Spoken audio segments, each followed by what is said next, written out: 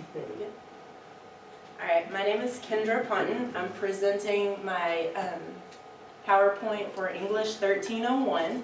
This is my group Jesse and Beth, okay? And so what we're gonna go over is overpopulation and animal shelters. And this right here is just a sign that's basically on one of the shelters that says we are full. If you're surrendering, the risk of it being euthanized is extremely high. We do have to take your animals, but if you can take them home, please do, because this is a big problem in the United States. You know, you see strays everywhere.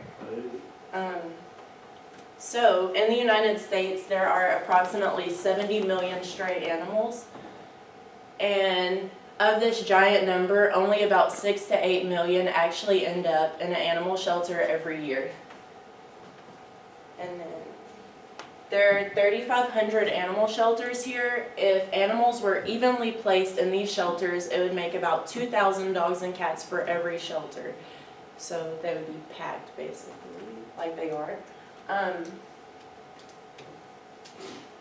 Around 10% of these dogs and cats are spayed and neutered, and for every unspayed dog and her offspring, they can produce 72,000 puppies in 6 years, and for every unspayed cat and her offspring, they can produce 420,000 cats in 7 years. So, yeah, it's very important to get them spayed and neutered, or spayed, yes. How we can stop overcrowding. In my opinion, the biggest problem is independent breeders like puppy mills that are constantly just breeding and breeding and then basically throwing the dogs to the side once they're not really worth anything anymore, once they've been overbred.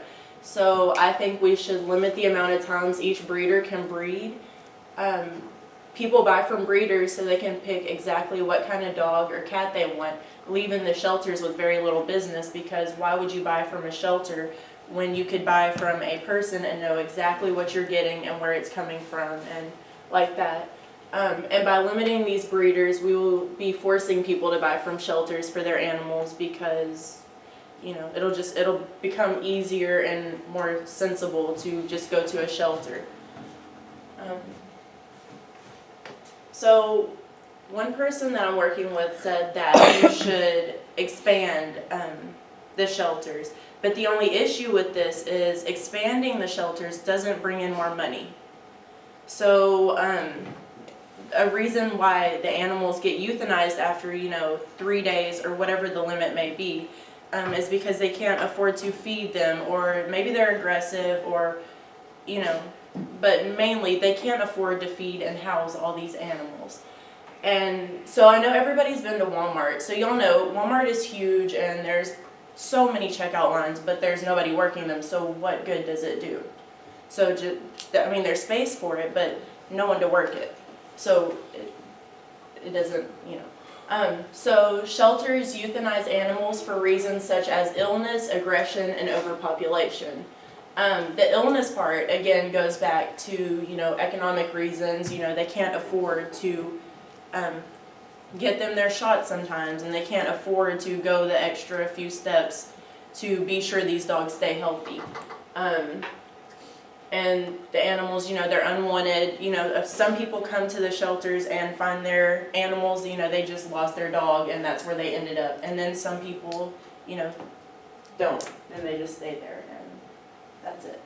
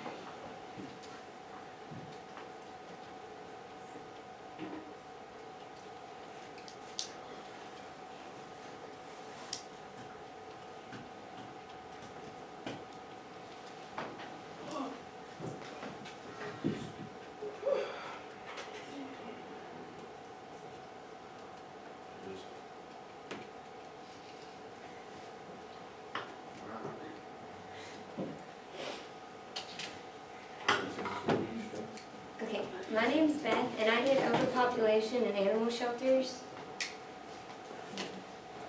Many animal shelters are overpopulated, therefore expanding would help increase more jobs, allow animals to live longer, and provide more pet adoption events. Expanding shelters allows animals to stay longer in shelters, create more second chances for those animals. You could expand the buildings, or even there's towns that have shelters like per county. Well, you may have 5 cities in that county, and the shelter may be way over here, but yet this city doesn't have one. So if you put the shelters in those towns, you can expand the animals more, and they'll have more room.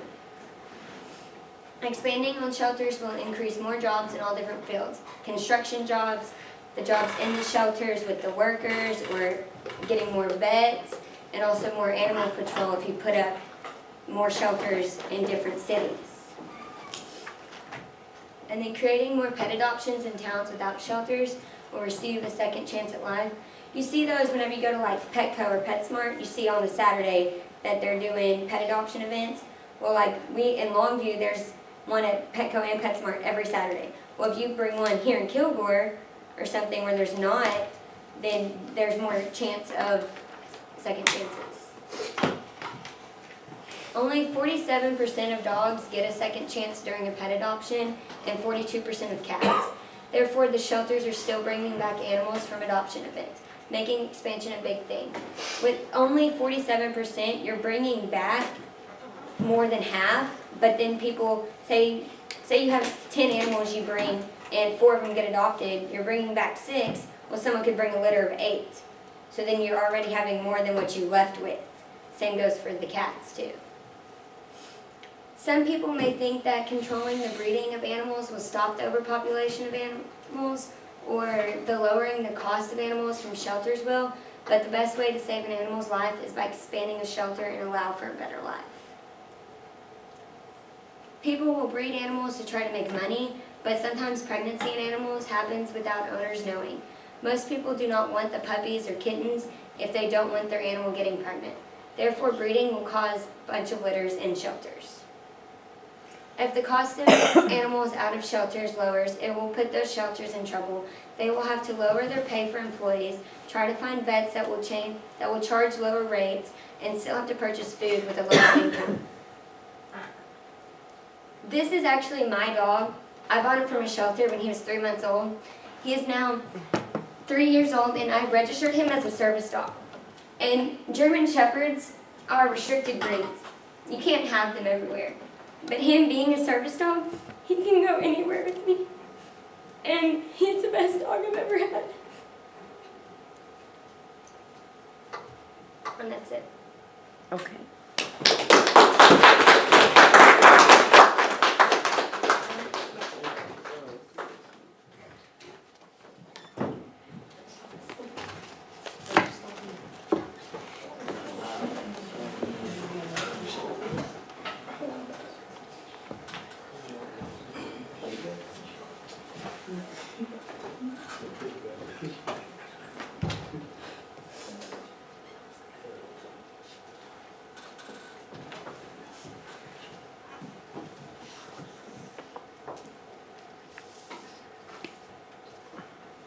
Cool.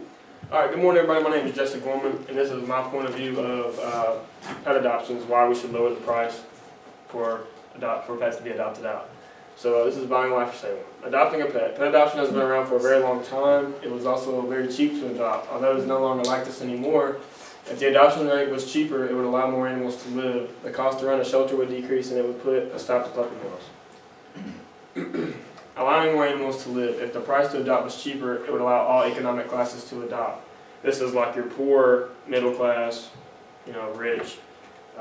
This would increase the adoption rate and help more animals stay alive.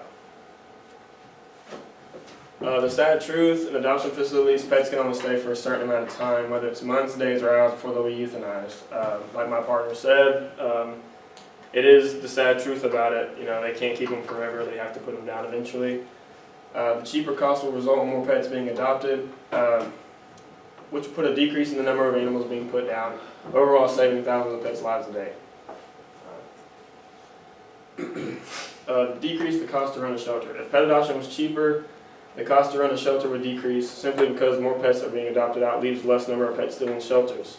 Shelters can be a money pit. It costs to provide food and water to the animals.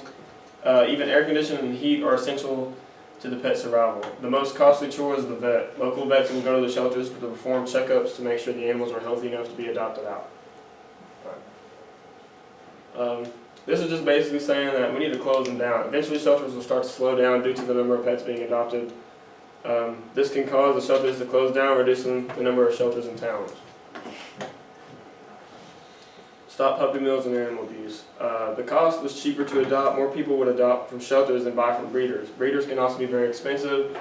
Some are even considered puppy mills. Puppy mills are usually overpopulated with animals, which can lead to poor living conditions for animals. And this is like literally, like in both presentations, like they have animals stacked in cages like this. And the far picture on the right, that's like, you know, she's dying because she doesn't have the proper health she needs. Other ideas that come to the surface. Many people try to argue that there needs to be expansion of shelters in spayed and neuter laws. Why build more shelters when the goal is to close down existing ones? This would also put more animals in shelters just to be put to sleep. The spayed and neuter law is for a good cause, but some of the pets will get adopted out might be in their older ages. Surgery for older and younger pets is risky. It's a 50-50 chance that they can pull through just like any person. You know, it's a 50-50 chance that you can make it. It should be strictly up to the owner, to the pet, as whether they want them to be spayed or neutered. Just to recap, pets just like anybody else deserve a second chance in life. Lowering the cost of pet adoption will save many pets' lives, cost around a shelter would decrease, and would put a stop to puppy mills. And always remember to adopt, don't shop. And that's it.